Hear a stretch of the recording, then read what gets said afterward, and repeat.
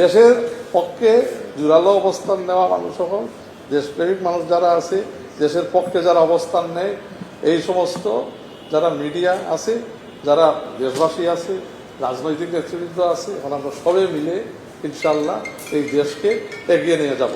Do you have any other substantive work related প্রশ্ন? কোনটা নিয়ে? না না, মক্কা ডিফেন্স প্যাক্টে তো আমরা আগ্রহ প্রকাশ করছি। বললাম তো, বাংলাদেশ এখন ইজ এই কান্ট্রি অফ রেকগনিশন, এবং একটা আগ্রহ আছে।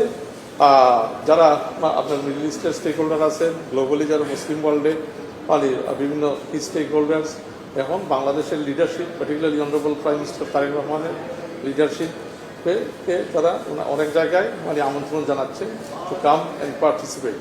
আর মক্কা নিয়ে তো সবসময় একটা আলাদা জায়গা, মক্কা বাংলাদেশের হৃদয়ের মানুষের হৃদয়ে। তো মানে ওখানে আমরা মিডল ইস্টে একটা মানে যদি হয়, এমন হয় যে ইসলামিক নেশনসের মধ্যে একটা সিকিউরিটি প্যাক্ট হয়, তাহলে ওখানে তো অস্বাভাবিক না যাওয়া। So let's see, it's being viewed positive.